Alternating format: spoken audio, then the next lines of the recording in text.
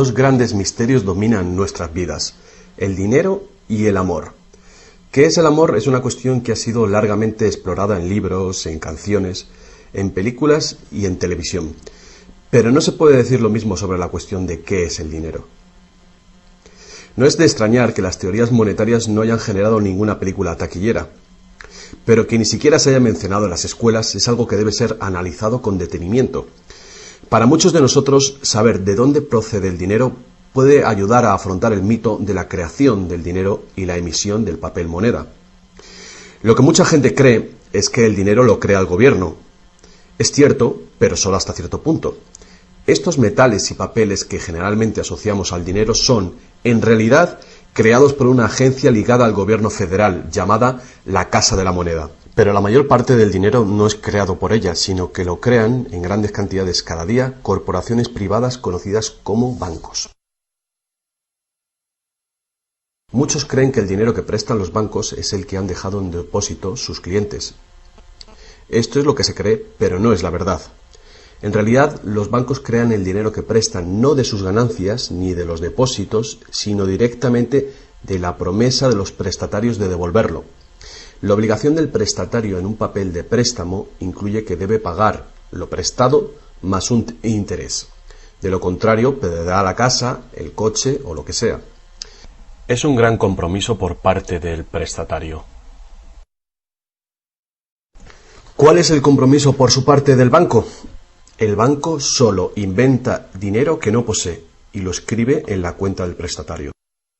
¿Suena raro? Pero así es.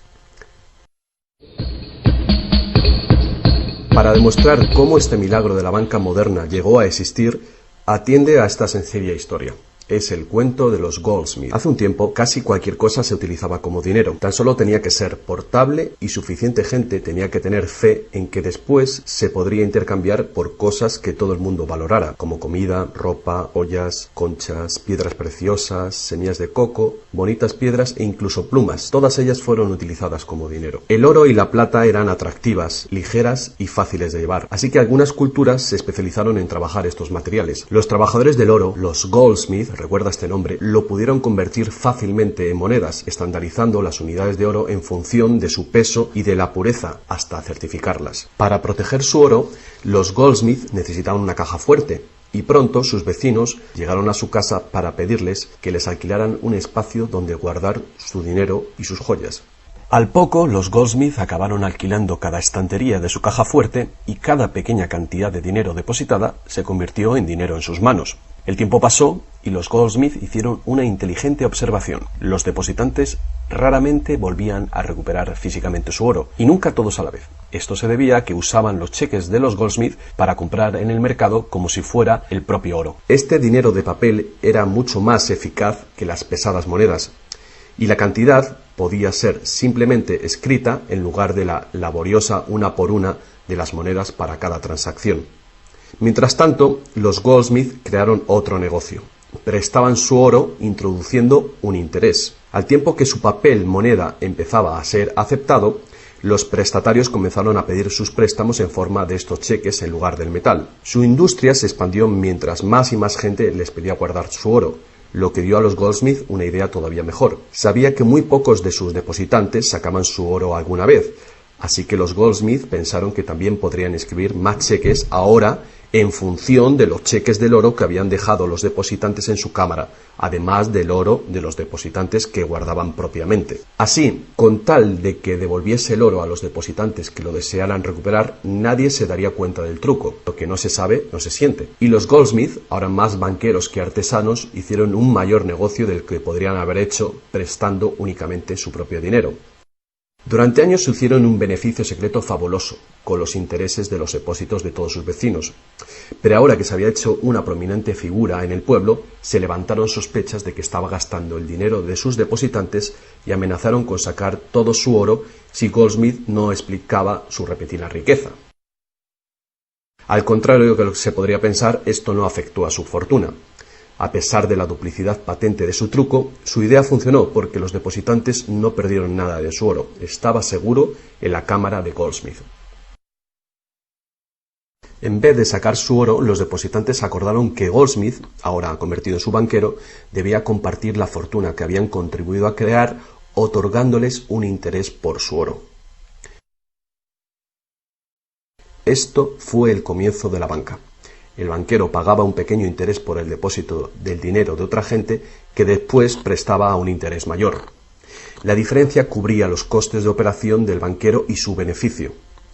La lógica del sistema parecía sencilla y cubría la necesidad de las personas de crédito. Pero esta no es la manera en la que trabaja la banca hoy en día. El banquero Goldsmith no estaba del todo contento con lo que ganaba, después de descontar el interés que pagaba a los depositantes, y la demanda de crédito crecía con fuerza, mientras los europeos se expandían por América. Sus préstamos estaban limitados por la cantidad de oro que permanecía en su caja. Ahí es cuando tuvo una idea todavía mejor. Como nadie sino él sabía cuánto oro había en la caja, podía hacer cheques sobre dinero que ni siquiera existía. Como los prestatarios no iban a retirar su oro con sus cheques al mismo tiempo, ¿cómo iba alguien a darse cuenta de este truco? Esta nueva cara del negocio funcionó muy bien, y el banquero se hizo inmensamente rico con los intereses de un oro que ni siquiera existía. La idea de que el banquero creaba dinero de la nada era demasiado extraordinaria para creerla. Por lo tanto, el fraude no fue descubierto por la gente durante mucho tiempo. El poder de crear dinero hizo que el banquero se sintiese prepotente, como podrás imaginar. Pero con el tiempo, la cantidad de los préstamos del banquero y su escandalosa riqueza hizo que una vez más se levantara sospechas.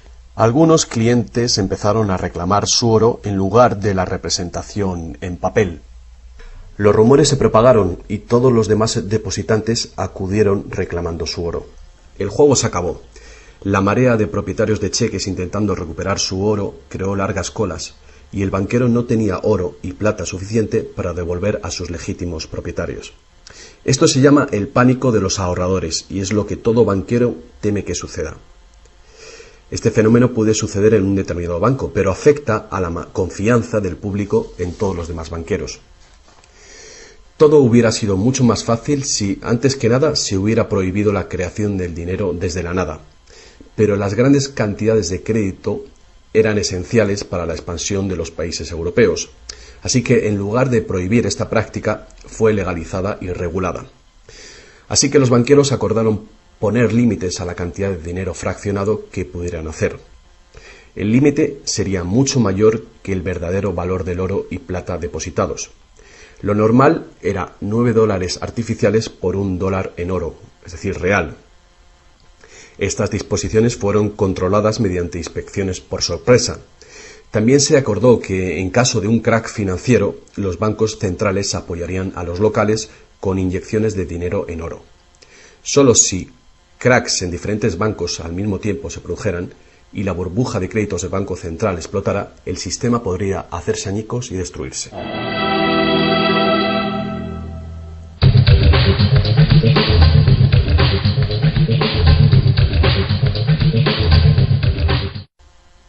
A lo largo de los años, el dinero fraccionado y su sistema integrado por un banco central regulador se ha convertido en el sistema bancario dirigente del mundo.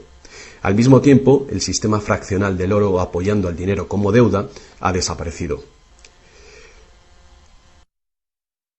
La naturaleza básica del dinero ha cambiado.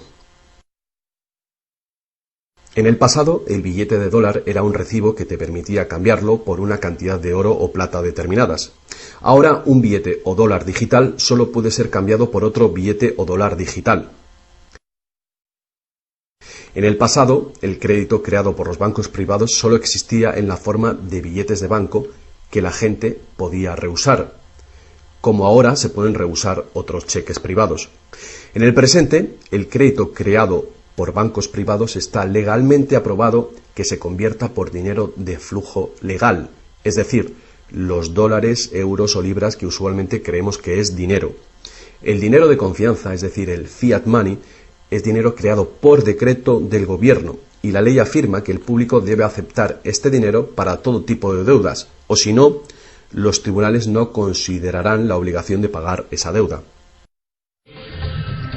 Así que ahora la cuestión es, si tanto los bancos como los gobiernos pueden crear dinero, entonces, ¿cuánto dinero existe? Antes, la cantidad total de dinero en existencia estaba limitada por la cantidad y cualidad física de esa cosa usada como dinero.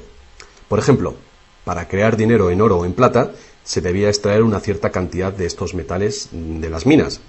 En el presente, el dinero es literalmente creado como deuda. Se crea nuevo dinero cada vez que una persona toma un préstamo de un banco. Como resultado, el montante total del dinero que puede ser creado solo tiene un límite: el nivel total de la deuda.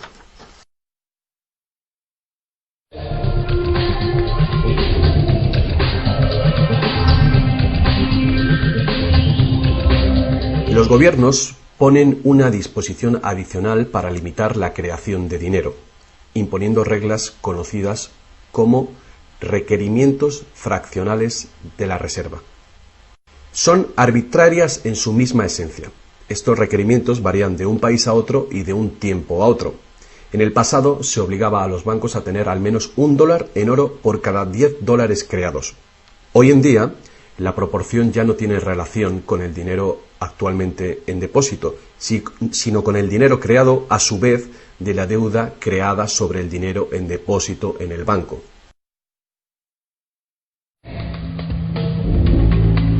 Actualmente, las reservas de un banco consisten de dos cosas: la cantidad del dinero del Estado o equivalente más la cantidad existente de dinero deuda que el banco tiene en depósito. Para ilustrar esto de una manera simple, imaginemos que ha abierto un banco nuevo y todavía no tiene depósitos. Los inversores en este banco han hecho un depósito de $1.111,12. Este es el dinero existente en el Banco Central, que llamaremos principal. La proporción de dinero en reserva es de 9:1. Paso 1. Las puertas se abren y el banco da la bienvenida a su primer cliente. Necesita $10.000 para comprar un coche.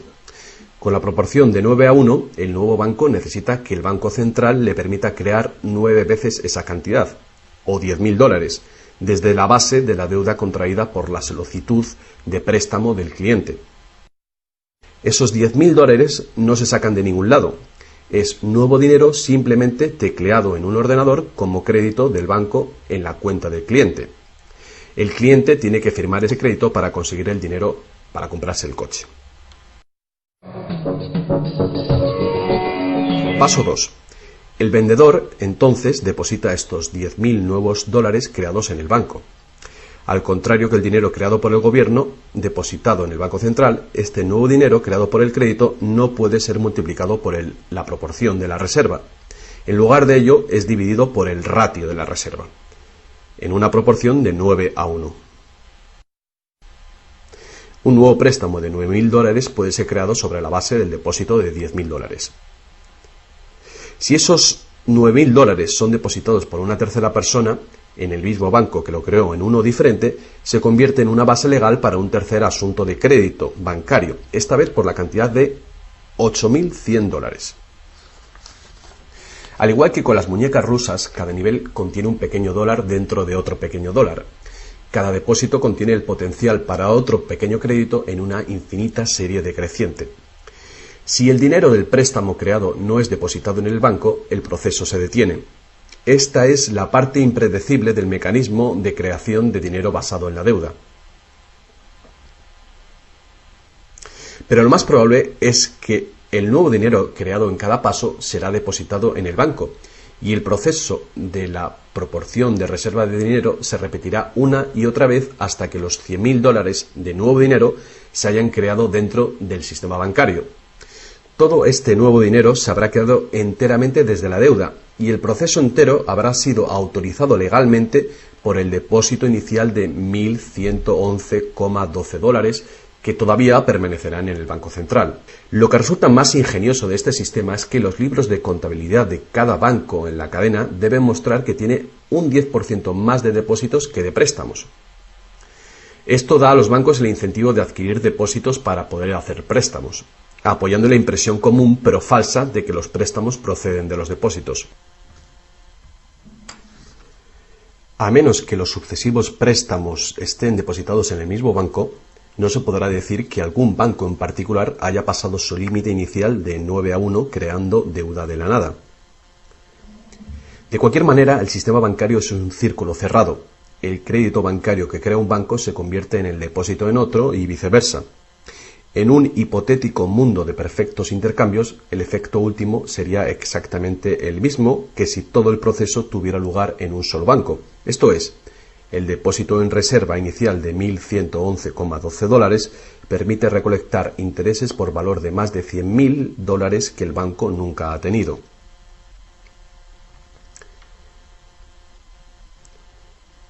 Si esto te resulta extraño, atiende esto.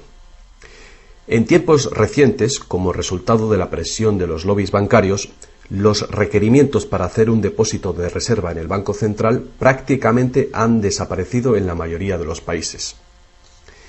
Y las proporciones de reserva pueden ser más altas que 9-1.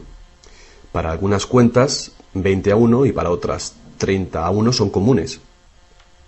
E incluso más recientemente, usando tarifas para los préstamos y así aumentar los ratios de requerimientos de reservas de los clientes, los bancos ahora han encontrado una manera de eludir las limitaciones de los requerimientos de la reserva fraccionaria por completo.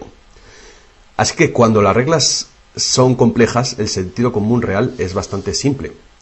Los bancos pueden crear tanto dinero como nosotros podemos pedir prestado.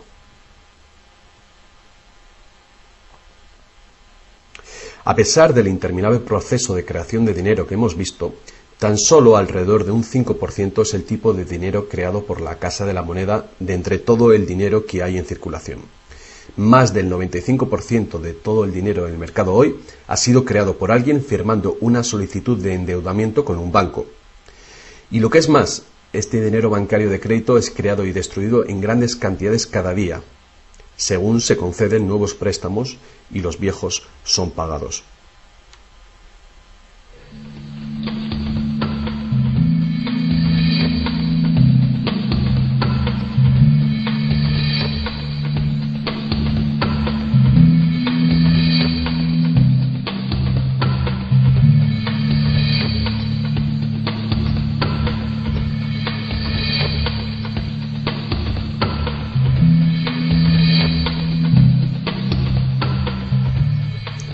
Los bancos solo pueden ejecutar este sistema del dinero con la participación activa del gobierno. Primero, porque los gobiernos emiten leyes de divisas para hacer legal la moneda de confianza nacional, el fiat money. Segundo, porque los gobiernos permiten créditos privados para que sean pagados en esta moneda de curso legal. Y tercero, porque los tribunales estatales dan vigor a las deudas. Por último, los gobiernos aprueban regulaciones para proteger el funcionamiento del sistema monetario y su credibilidad ante el público sin hacer nada para contar a la ciudadanía de dónde procede el dinero. La verdad desnuda es que cuando firmamos la solicitud de una hipoteca o de un préstamo, nuestra firma promete un pago avalado por los bienes que daremos si no conseguimos pagarlo.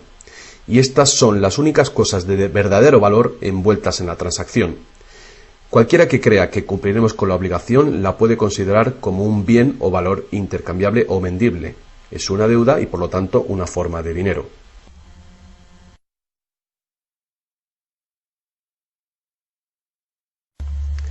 Es el dinero que el prestatario intercambia por lo que el banquero llama préstamo.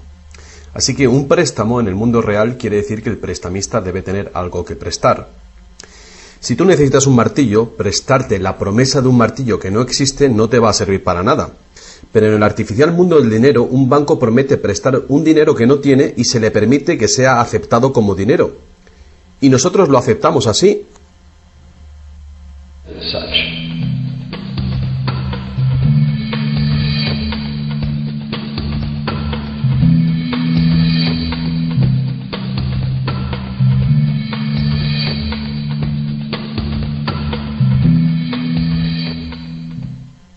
Una vez que el prestatario firma la solicitud de préstamo, el banco lo consigna como una transacción en su ordenador, con unas cuantas claves, escribiendo una deuda del prestatario con el banco.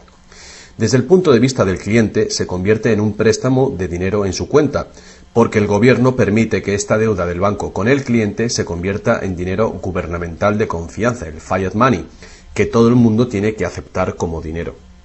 Otra vez, la verdad básica es muy sencilla. Sin el documento que el prestatario firma, el banquero no tendría nada que prestar.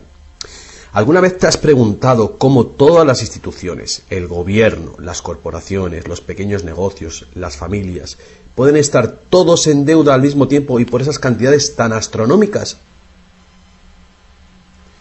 ¿Alguna vez te has preguntado cómo puede haber tanto dinero al mismo tiempo para prestar? Bien, ahora ya lo sabes. No lo hay. Los bancos no prestan dinero, simplemente lo crean de las deudas, y esa deuda es potencialmente ilimitada, tanto como la emisión de moneda. Y la situación opuesta también es verdadera. ¿No es asombroso que a pesar de la increíble riqueza de recursos, de innovaciones y productividad que nos rodean, casi todos, desde los gobiernos hasta las compañías y los individuos, estén en graves deudas con los banqueros? Si la gente se parara a pensar cómo esto puede suceder, ¿cómo puede ser que la gente que produce la verdadera riqueza en el mundo estén en deuda con aquellos que únicamente prestan el dinero que representa la riqueza?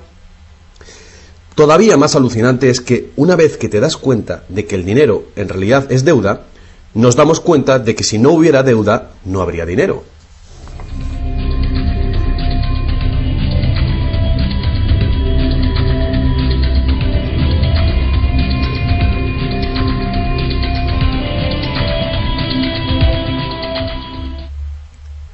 Si esto es nuevo para ti, no eres el único. Mucha gente piensa que si todas las deudas se pagaran, el estado de la economía mejoraría. Es cierto a un nivel individual. Como tenemos más dinero para gastar cuando dejamos de pagar una deuda, pensamos que si todo el mundo pagara sus deudas, habría más dinero para gastar.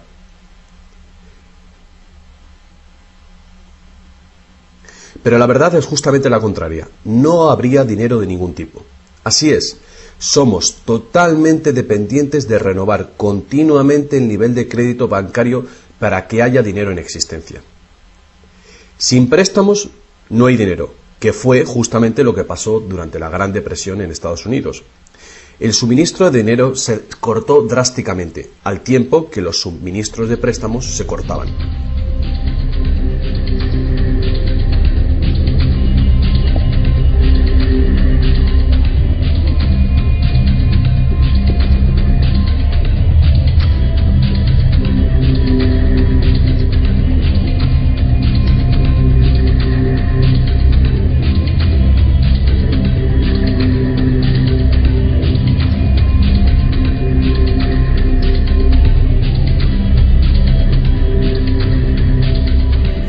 Pero eso no es todo. Los bancos solo crean la cantidad del dinero principal. No crean el dinero con el que pagar los intereses. ¿De dónde se supone que viene todo este dinero? El único lugar del cual los prestatarios pueden obtener el dinero para pagar los intereses es del total del dinero que hay en circulación. Pero resulta que casi todo ese dinero general ha sido creado de la misma manera. Es decir, como crédito bancario que tiene que ser pagado con más dinero de aquel con el que fue creado. Así que por todas partes hay prestatarios en la misma situación, intentando obtener el dinero para pagar tanto el dinero principal como el interés. Desde un fondo original, la piscina, que solo tiene dinero principal, es claramente imposible para cada uno pagar el dinero principal más los intereses, porque el dinero del interés no existe. Esto se puede expresar con una simple ecuación matemática. El gran problema aquí es que en caso de préstamos de largo plazo como hipotecas y deuda pública, el interés total excede mucho al dinero principal. Así que, a menos que un montón de nuevo dinero sea creado para pagar los intereses, es decir, un gran número de nuevas hipotecas, no podrá funcionar la economía. Para mantener una sociedad que funcione, la proporción de cancelaciones de deudas tiene que ser baja. Así que para conseguir esto, más y más dinero deuda tiene que ser creado para satisfacer la demanda de dinero con el fin de servir el interés de la deuda previa. Pero por supuesto, esto hace que el nivel de la deuda sea todavía mayor y que más intereses tengan que ser pagados, resultando en una escalable e imparable espiral de endeudamiento.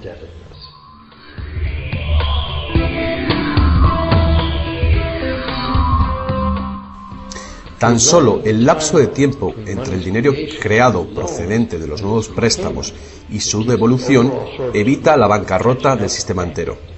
De cualquier manera, el increíble monstruo del crédito que se hace más y más grande necesita que se cree más y más dinero de deuda para alimentar el sistema y cada vez se hace más urgente. ¿Por qué los intereses son tan bajos? ¿Pueden los intereses bajar más? ¿Por qué nos ofrecen insistentemente tarjetas de crédito en el correo? ¿Por qué el gobierno americano gasta más rápido que nunca? ¿Es posible que el sistema colapse por completo y con él el sistema monetario? Las personas racionales deben preguntarse, ¿se puede sostener esto indefinidamente? ¿No es inevitable el colapso?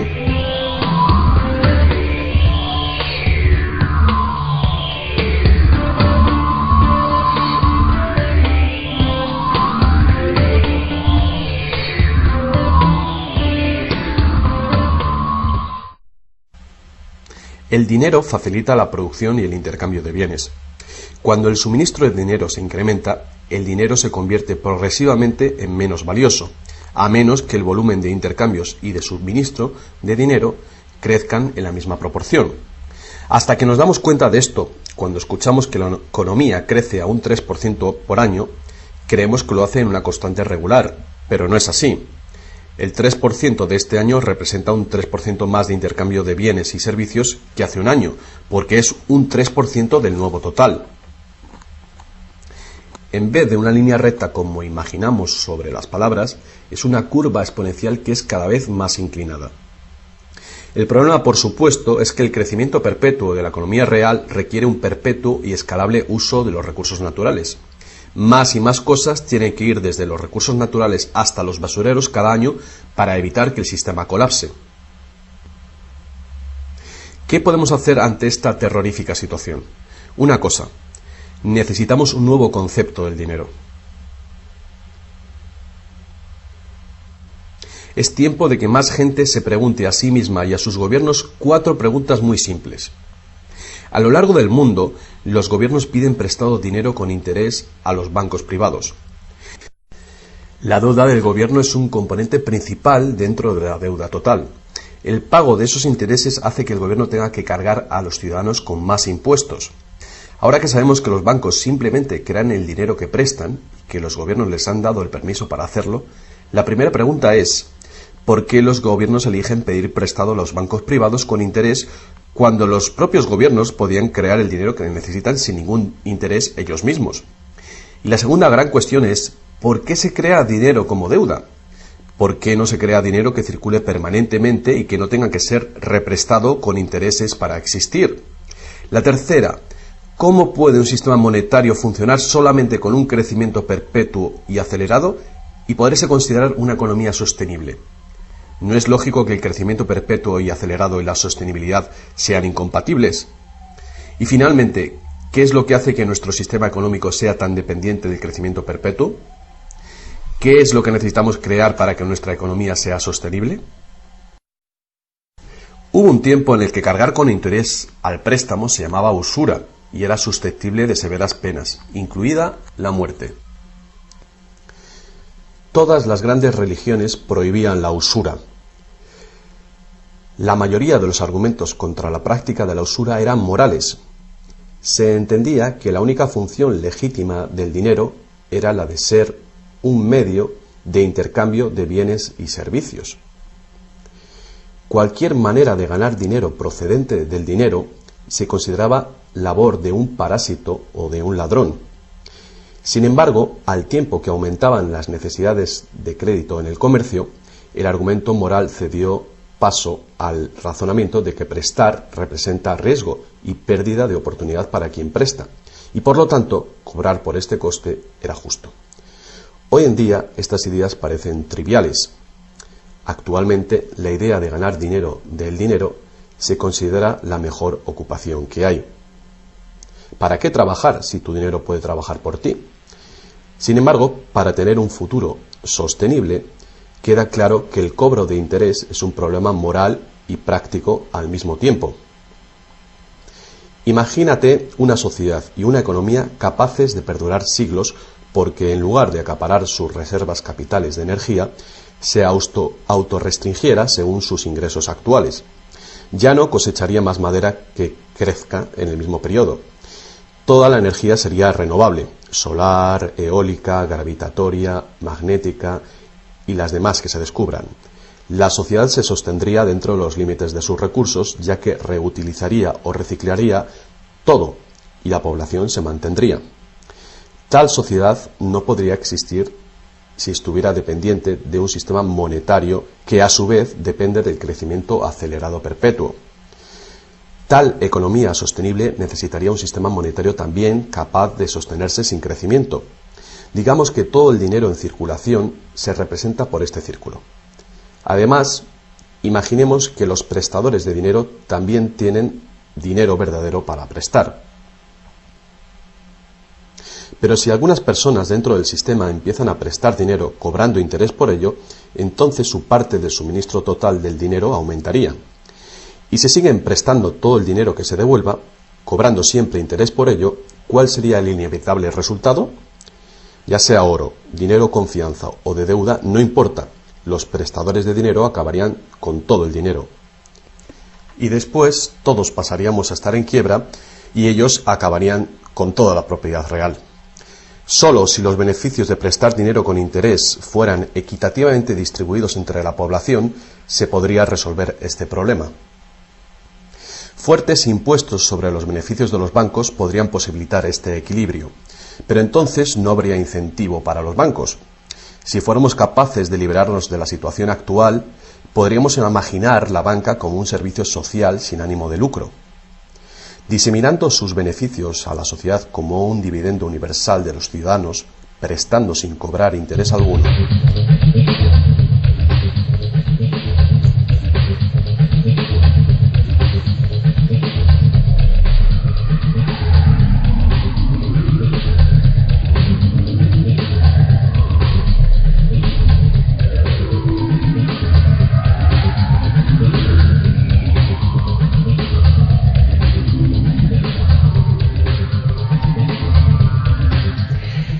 Si es la naturaleza fundamental del sistema lo que causa los problemas, correcciones al propio sistema jamás resolverán los problemas.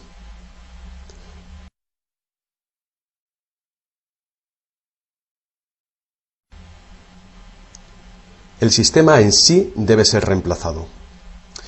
Muchos críticos del sistema monetario hacen llamamientos a la vuelta al estándar del oro, insistiendo que el oro tiene una larga historia de confianza. Pero ignoran las muchas trampas que se puede hacer con el oro: limar las monedas, alterar el metal, monopolizar el mercado, todas prácticas habituales en la antigua Roma que contribuyeron a su caída. Algunos defienden la plata por ser más abundante que el oro y así más difícil de monopolizar. Muchos dudan de la idea de volver al uso de los metales preciosos en absoluto. Nadie quiere volver a llevar bultos de monedas para ir de compras. Es cierto que el dinero de papel, el plástico, el digital o más probablemente dinero de identidad biométrica tendría el mismo potencial de crear dinero de crédito sin límite, igual que tenemos ahora. Yendo más allá, si el oro fuera nuevamente la única base legal para el dinero, los que no tengamos oro nos quedaríamos sin dinero.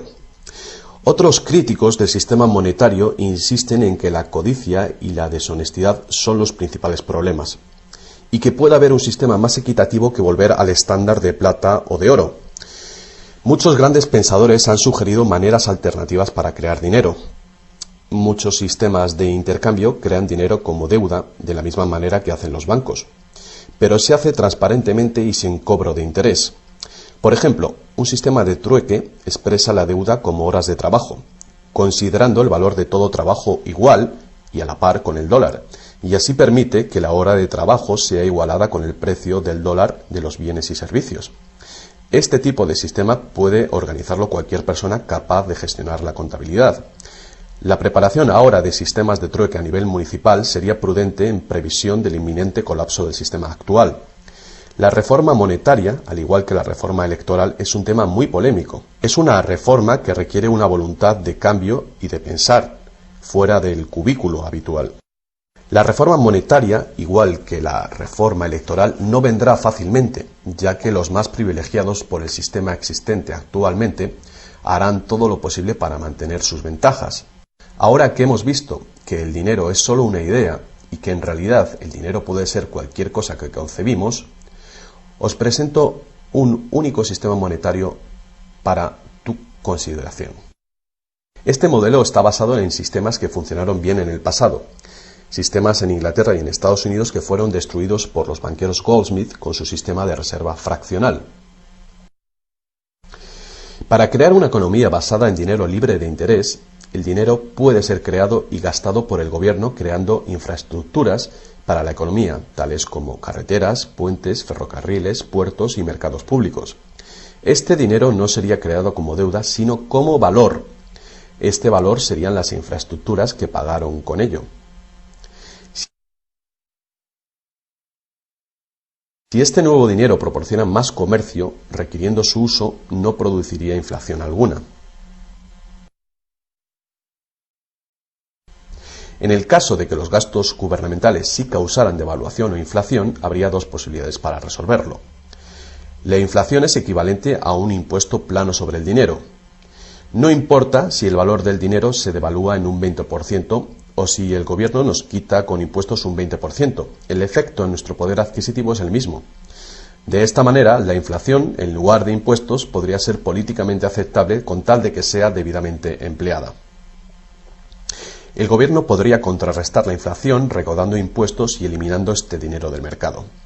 Así reduciría el suministro de dinero y restauraría su valor. Para controlar la deflación, la caída de precios y sueldos, el gobierno sencillamente gastaría más dinero. Con la ausencia de la creación de dinero de deuda, el gobierno tendría más control del suministro del dinero del país y el público sabría a quién echar la culpa. Los gobiernos ascenderían y caerían según su capacidad para conservar el valor del dinero.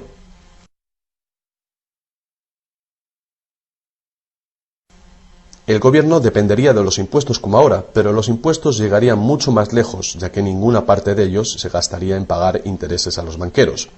No podría haber ninguna deuda nacional si el gobierno sencillamente creara el dinero que necesita. Nuestro perpetuo servicio a los bancos pagando la deuda dejaría de existir.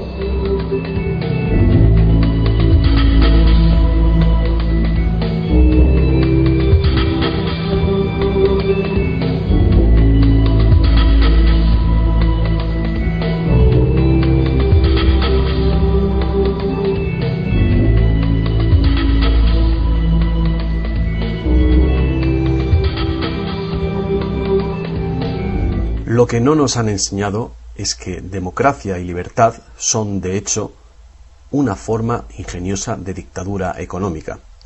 Mientras toda nuestra sociedad dependa de un suministro de crédito bancario para sus necesidades monetarias, los banqueros serán quienes deciden quién tendrá el dinero que se necesita y quién no. And who doesn't?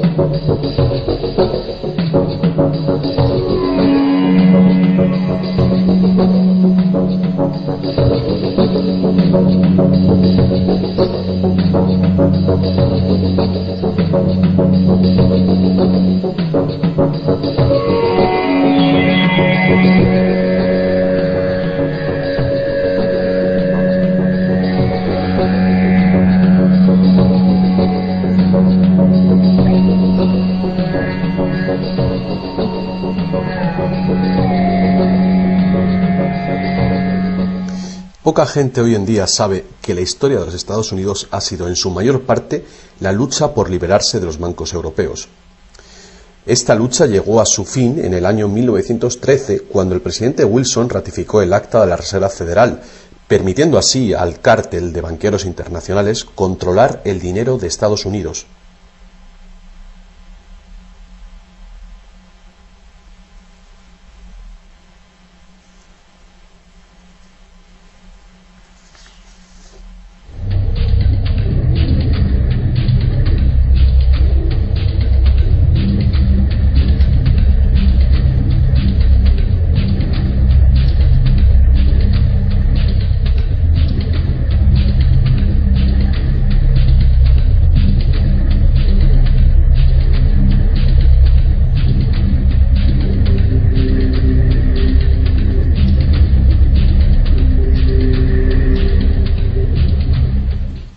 El poder de este sistema está profundamente integrado.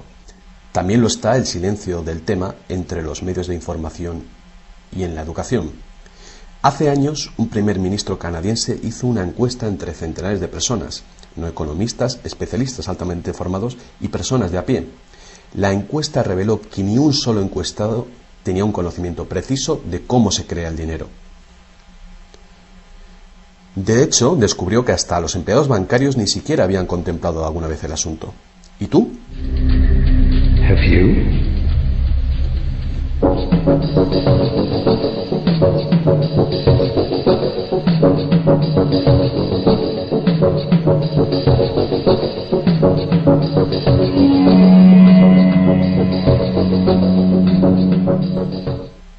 El sistema moderno de dinero como deuda nació hace más de 300 años, cuando un decreto real otorgó al primer Banco de Inglaterra el poder de emitir recibos de oro fraccionales con un modesto porcentaje de 2:1. Este porcentaje fue solo el principio, el primer paso. El sistema ahora es global, crea cantidades de dinero sin límites desde la nada y tiene a casi todos los seres humanos del planeta encadenados a una cadena de deuda que nunca puede ser pagada. ¿Pudo haber ocurrido todo por accidente o es una conspiración? Evidentemente, algo muy gordo se está jugando aquí.